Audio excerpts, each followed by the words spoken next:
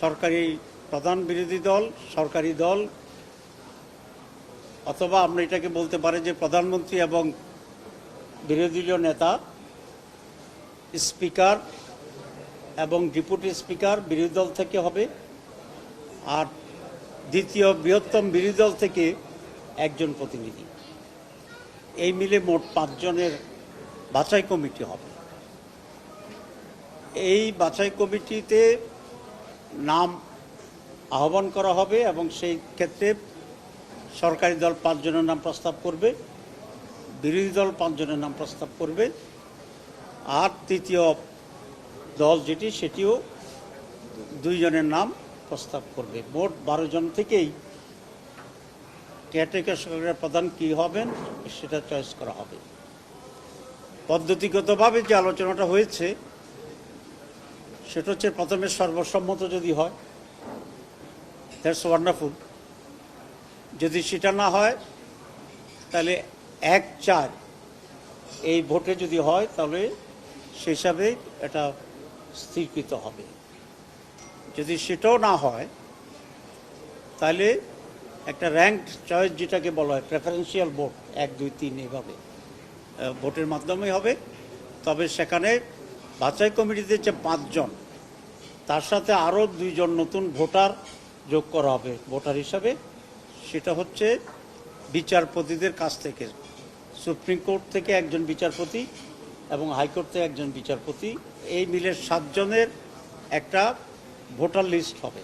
আগের যে 5 জন প্লাস এর 2 জন, এরা র্যাঙ্ক চয়েসে ভোট দিয়ে যিনি মেজরিটি পাবেন, নাম্বার 1 হবেন, তিনিই প্রধান উপদেষ্টা হিসাবে বিবেচিত হবেন এবং তিনি শপথ গ্রহণ করবেন।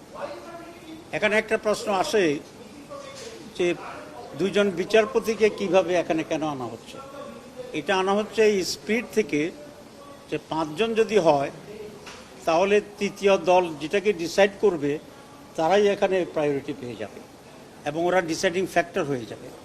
তো সে কারণে আরও 2 জনকে ভোটার নিয়োগ করা হচ্ছে, যাতে করে একক ডিসাইডিং ফ্যাক্টর হিসাবে কারো অবস্থান না হয়।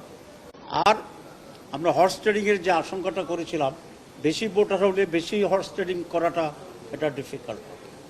আর বিচারপতি 2 জন দেওয়া হচ্ছে, সেই জন্য আমরা এটা আশা করি এবং আমরা আস্থা রাখতে চাই যে বিচারপতিরা কমপক্ষে টাকা পয়সা খেয়ে ভোট এদিক ওদিক করবেন না, সঠিকভাবে ভোট দিবেন। সুতরাং এই পদ্ধতি হচ্ছে আমাদের থার্ড পদ্ধতি।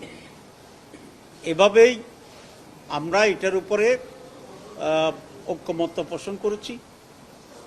বলা যায় পুরো হাউসে একমত, অ্যাকসেপ্ট বিএনপি।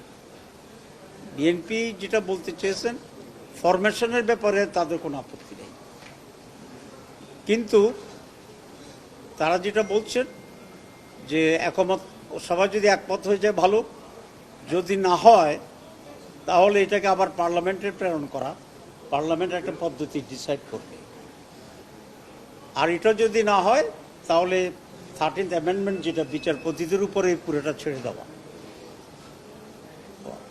এটার সাথে হাউস খুবই দ্বিমত পোষণ করছে এই কারণে যে এই জিনিসটা যদি আবার প্রক্রিয়া পদ্ধতি নির্ধারণের জন্য পার্লামেন্টে চলে যায় তাহলে এটা একবার অসম্ভবভাবে এই ব্যাপারে একমত হওয়া, কারণ পার্লামেন্টে 3-4টা দল থাকবে, একমত হয়ে সেখানে ডিসিশন নেওয়া এটা খুব ডিফিকাল্ট হবে এবং একটা অনিশ্চয়তার দিকে আমরা চলে যাব। দেশ তখন একটা